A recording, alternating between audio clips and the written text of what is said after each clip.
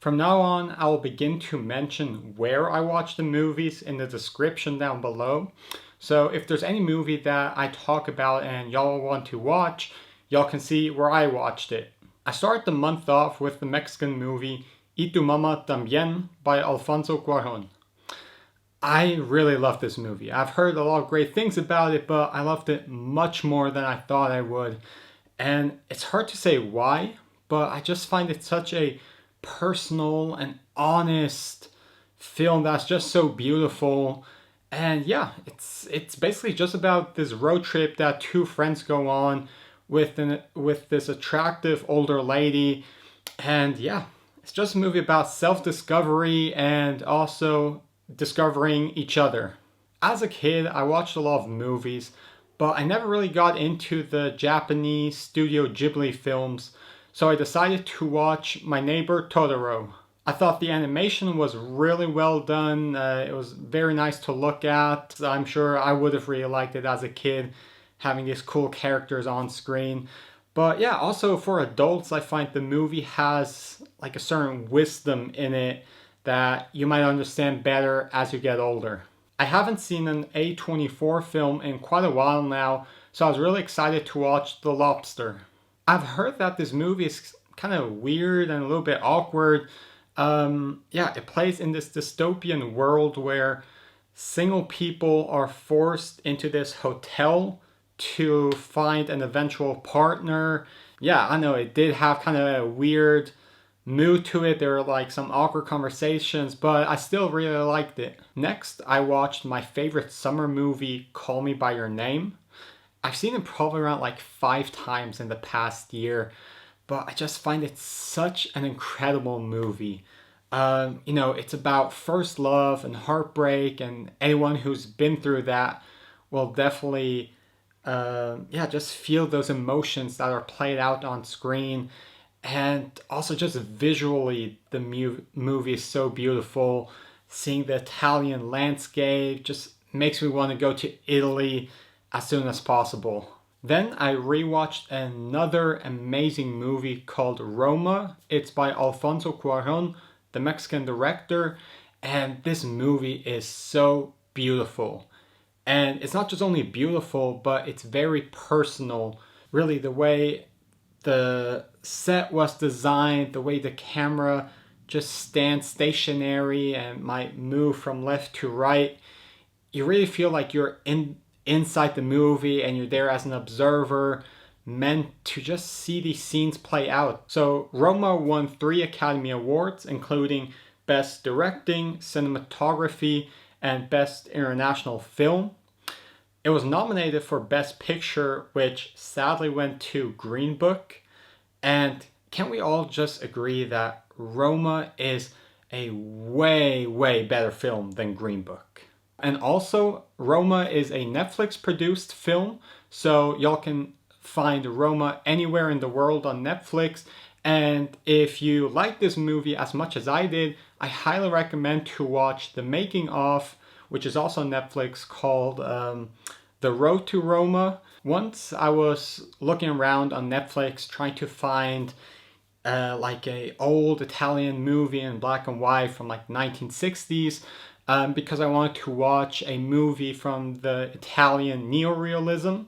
And yeah, actually I found one on Netflix, so I decided to watch Il Posto. I thought this film was a really good example of what a movie looks like from the Italian neorealism. It's about this young man who, he need to, or as many young adults did back then, needed to forego their education and go find a job immediately in order to feed the family.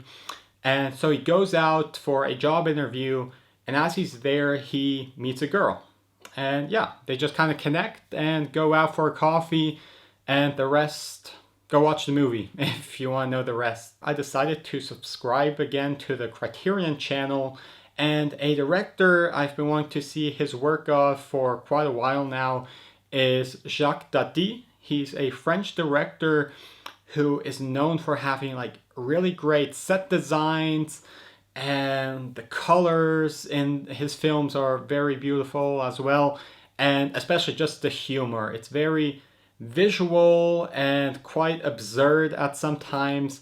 And the movie PlayTime, which I watched, many regard as one of his best films. So far, I've seen 2 films by Kar-Wai, and I was really hyped to see those. Fallen Angels and Chungking Express they were.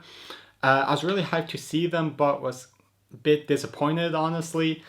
But nevertheless, I still want to watch In the Mood for Love, which people also really love. And personally, I really liked it, not as much as I hoped I would. I continued with another film by another great director.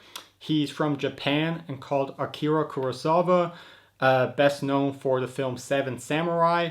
And yeah, I watched Rashomon. It's about these, I believe it was 4 characters retelling a story, a tragic story that had happened the day before.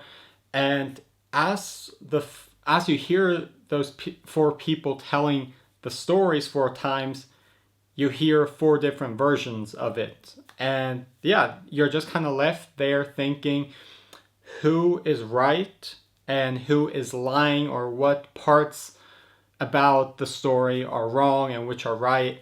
And yeah, I know, I just thought the storytelling in there was something quite unique, especially for back then in around the 60s, I believe it was. Finally, I was able to watch my first film from Russia, or back then the Soviet Union.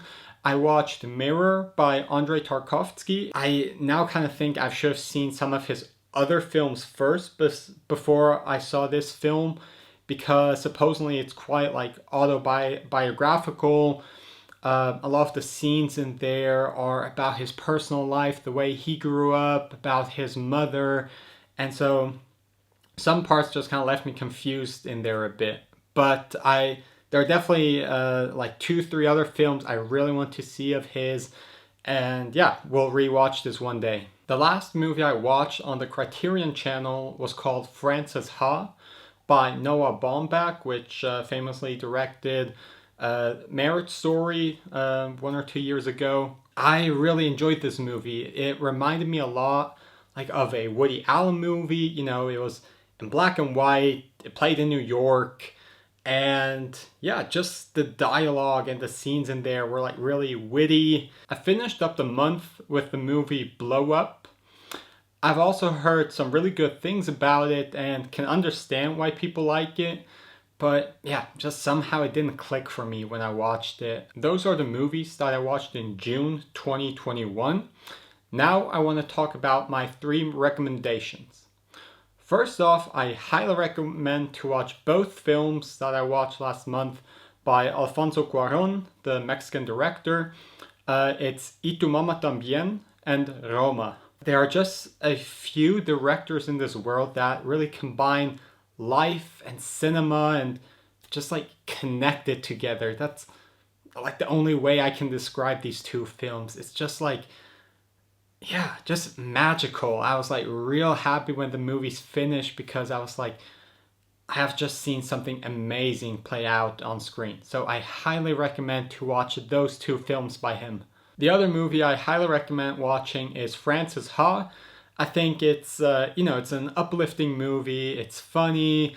There are just some, really awkward scenes in the film, but I think a lot of us can, in one way or another, relate to her. And yeah, so go give it a watch. These are the films that I watched last month. If any of them interest y'all, go to the description down below, see where I watched them, or yeah, just go look them up where you can find them, and let me know how you like them. And I'll see y'all next month.